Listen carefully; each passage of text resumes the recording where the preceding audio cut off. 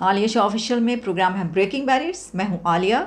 इस वक्त मेरे सामने ब्लूमबर्ग ओपन है जिसमें ये न्यूज़ पब्लिश हुई है कि हो सकता है कि इंडिया में होने वाली G20 में प्रेसिडेंट पुतिन शरीक हों।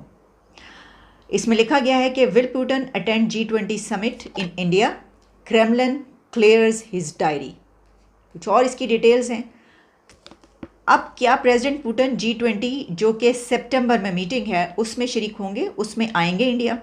ये बात आप याद रखिएगा कि प्रेसिडेंट पुतिन जो प्रीवियस 2 G20s थी जो कि इंडोनेशिया और रोम में थी उसमें वो नहीं गए। उनकी जगह उनके फॉरेन मिनिस्टर और जो दूसरी अथॉरिटीज़ थी वो उसमें शरीक होती रहीं। लेकिन इंडिया में क्या प्रेसिडेंट पुतिन आ सकते हैं और उनके आने से क्या इम्पैक्ट पड़ेगा और इसके क्या एंगल्स हैं? देखिए, एक बात तो आप ये याद रखिए कि अगर ये कहा जा रहा है कि जो क्रेमलिन है, इसकी जो डिटेल्स हैं वो ये हैं कि क्रेमलिन कहा जाता है प्रेसिडेंट पुतिन के ऑफिस को, उस जगह को, उस बिल्डिंग को, उनके ऑफिस को, उसमें जो भी काम किया जाता है, जो भी स्टाफ है, उसको क्रेमलिन बोला जाता है। तो क्रेमलिन जो है वो ये कोशिश कर रहा है कि उनकी जो डायरी है उसमें शेड्यूल ऐसा बनाया जा सके, ऐसी स्पेस क्रिएट की जा सके कि जिस पर वो जा सके सितंबर में। अगर ऐसा हो जाता है तो वो अटेंड कर लेंगे।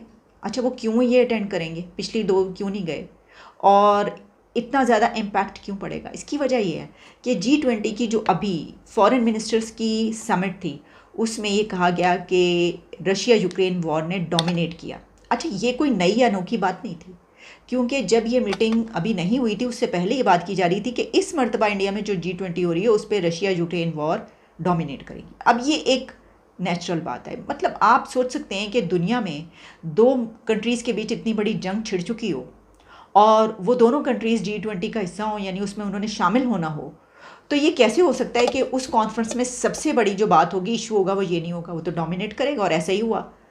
तो अब अगर प्रेसिडेंट पुतिन ये तैयारी कर लेते हैं और ये कहा जाता है, ये पता चलता है कि हाँ वो आ रहे हैं, तो क्या ये जो इशू है ये मज़ीद क्लैश आगे बढ़ेगा?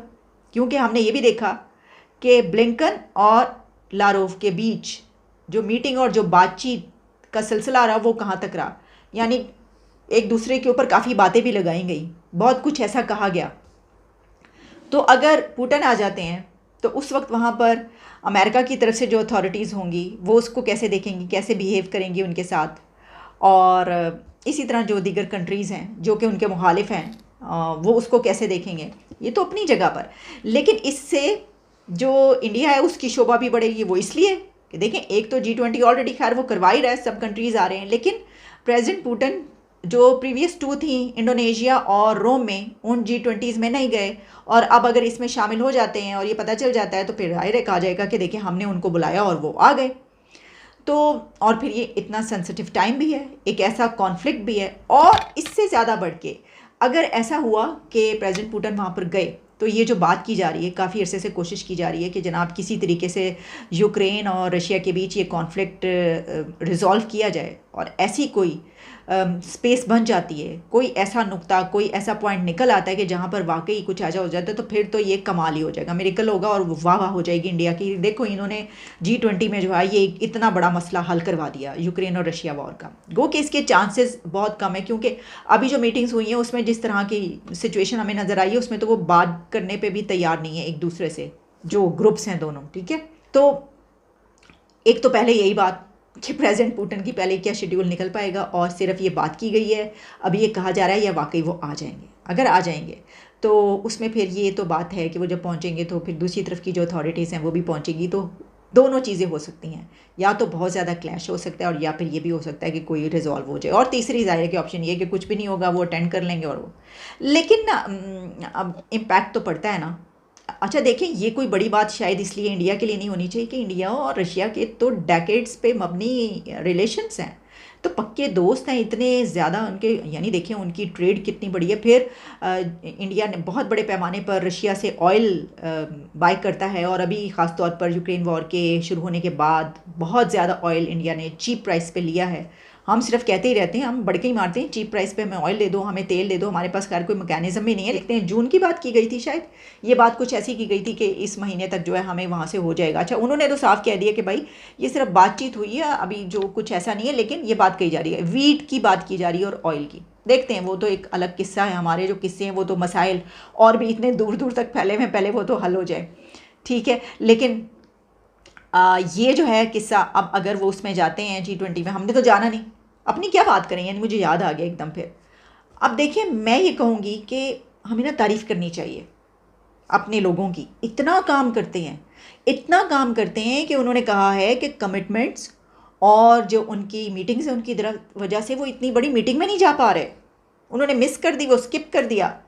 काम, इतना काम करते हैं हमारे जजेस। बाकी तो पूरी दुनिया काम ही नहीं करती, वेले बैठे हुए हैं, फारिग हैं, मतलब कि मक्खियाँ मार रहे हैं बैठे, कोई काम ही नहीं उनके। सारे उन दूसरे कंट्रीज़ जो वहाँ पे पहुँचे हैं, उनके सुप्रीम कोर्ट्स के जितने भी जजेस जो भी हैं, वो सब किसी काम में नकारा भाई। क्योंकि देखिए, उन्होंने टाइम निकालिए, फारिग बैठे हुए थे, उन्हें चाहे कॉल और तो कुछ करना नहीं, चलो वहीं पर चले जाते हैं उठ के। हाँ, और हमें इतना काम है, हमने कहा भाई हमें तो काम बड़ा है, हम कैसे छोड़ के आए वहाँ पर, हम नहीं गए। ठीक है, ये तो एक अलग किस्सा है। तो G20 की जब बात करें तो इस तरह की बातें तो निकलती हैं ना। हाँ, चाइना ने जो है वो करवा दिया ईरान और सऊदी अरेबिया के बीच रिजम्पशन उनके ताल्लुकात का। इंडिया और पाकिस्तान के बीच नहीं वो करवा सकता। हाँ, खुद जा रहा है वो G20 में, हमें नहीं लेके जा रहा और हमें नहीं कह रहा कि तुम लोग भी ट्रेड शुरू कर लो, ये कहाँ पे पहुँच गए हो, कुछ नहीं। वो उसके अपने बेनिफिट्स, अपने हर कंट्री के अपने हैं। तो ये तो बस आप लगे रहें पीछे। खैर, वो कहते थे पहले कि वो जो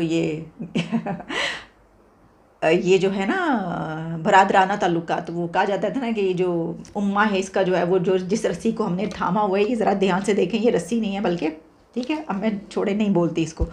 तो ये है सिचुएशन। अब अगर जो हैं वो वहाँ पे जाते हैं तो बड़ी वो होगी कि जनाब ताल्लुकात ऐसे हैं, बुला सकते हैं उनके, उधर जा सकते हैं कि जी हमारे हैं, हमने बुलाया है, इंडिया के PM मोदी ने बुलाया है प्रेसिडेंट पुतिन को, वो चले गए, उन्होंने कहा हाँ मैं आऊँगा, क्योंकि उनके रिलेशंस ऐसे हैं, वो जा सकते हैं।